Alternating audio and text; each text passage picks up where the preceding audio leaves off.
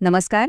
आज आपण भारताच्या पर्यावरणासाठी लढणाऱ्या एका अत्यंत महत्त्वाच्या संस्थेबद्दल जाणून घेणार आहोत. ही संस्था म्हणजे नीरी, जी आपल्या देशाचं पर्यावरण सुरक्षित ठेवण्यासाठी खरं तर खूप मोलाचं काम करते. चला तर मग सुरुवात करूया. तर साहजिकच आपल्या सगळ्यांच्या मनात एक प्रश्न येतो की आपल्या देशाच्या पर्यावरणाचं भविष्य नेमकं कोण घडवतंय, नाही का?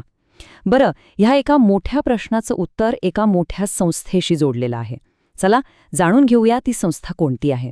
पण या संस्थेची आपल्याला गरजच का पडली?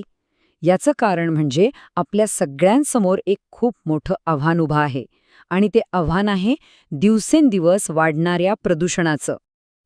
आजची परिस्थिती बघितली तर भारतात पाणी, हवा आणि जमीन या तिन्ही आघाड्यांवर प्रदूषणाचं एक गंभीर संकट आहे. आपल्या नद्या असोत, शहरं असोत किंवा मग शेती, या सगळ्यावर त्याचा परिणाम होतोय. आणि याच आव्हानाला आपल्याला सामोरं जायचंय. आणि ह्याच आव्हानावर एक ठोस वैज्ञानिक उत्तर आहे, आणि ते म्हणजे नीरी. हो, हीच ती संस्था आहे जी ह्या समस्येवर उपाय शोधण्यासाठी स्थापन झाली आहे. तर मग हे नीरी म्हणजे नेमकं काय आहे? बघा, नीरीचं पूर्ण नाव आहे national environmental engineering research institute. ही CSIR म्हणजेच council of scientific and industrial रिसर्चच्या अंतर्गत काम करणारी एक अत्यंत महत्त्वाची भारतीय संशोधन संस्था आहे. ह्या संस्थेचा प्रवासही तसा खूप इंटरेस्टिंग आहे, माहिती आहे. तिची स्थापना झाली होती 1958 मध्ये, पण तेव्हा तिचं नाव होतं CPFIRI. आज तिचं मुख्यालय आपल्या महाराष्ट्रातल्या नागपूर शहरात आहे, आणि ती नीरी या नावानेच ओळखली जाते. या संस्थेचं महत्त्व खरंच खूप जास्त आहे. ती फक्त पर्यावरण संरक्षणच नाही करत, तर शाश्वत विकासाला म्हणजे सस्टेनेबल डेव्हलपमेंटला चालना देते. सरकारला पर्यावरणाबद्दलची धोरणं ठरवायला मदत करते, ज्यामुळे आपलं सार्वजनिक आरोग्य सुधारतं. आणि इतकंच नाही तर आपत्ती व्यवस्थापनात सुद्धा नीरीची भूमिका खूप महत्त्वाची ठरते. ओके, तर मग आता आपण बघूया की नीरी नक्की कोणत्या कोणत्या क्षेत्रात काम करते. तिचं कार्यक्षेत्र इतकं मोठं आहे की ते पाण्यापासून ते कचरा व्यवस्थापनापर्यंत पसरलेलं आहे. यात सगळ्यात पहिलं आणि महत्त्वाचं येतं पाणी. नीरी पिण्याच्या पाण्याच्या शुद्धीकरणासाठी सतत नवीन टेक्नॉलॉजी विकसित करत असते. एवढंच नाही तर सांडपाण्यावर प्रक्रिया करून त्याचा पुनर्वापर कसा करता येईल यावरही त्यांचं मोठं काम आहे. पाण्यानंतर येतो हवेचा प्रश्न. नीरी औद्योगिक आणि वाहनांमुळे होणारं प्रदूषण कसं कमी करता येईल ह्यावर काम करते. त्यांनी एअर क्वालिटी मॉनिटरिंग सिस्टम विकसित केले आहेत, ज्यामुळे आपल्याला आपल्या शहरातल्या हवेची गुणवत्ता कळते. आणि मग येतो तो कचऱ्याचा डोंगर, बरोबर? नीरी शहरांमधल्या कचरा व्यवस्थापनासाठी योजना बनवते, रिसायकलिंग आणि कचऱ्यापासून ऊर्जा तयार करण्याचं तंत्रज्ञान विकसित करते.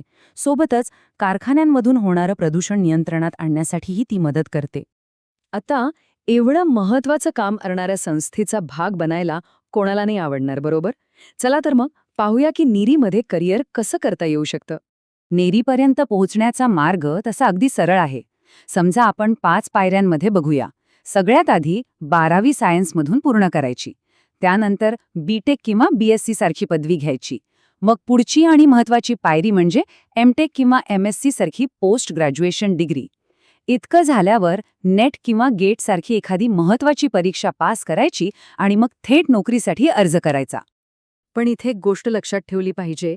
नीरीमध्ये जर चांगल्या आणि महत्त्वाच्या पदावर काम करायचं असेल ना, तर पदव्युत्तर पदवी म्हणजेच पोस्ट ग्रॅज्युएशन ही खूप म्हणजे खूपच आवश्यक आहे. त्यामुळे उच्च शिक्षणाचं महत्त्व इथे खूप जास्त आहे. आता प्रश्न येतो की कोणत्या परीक्षा द्यायच्या?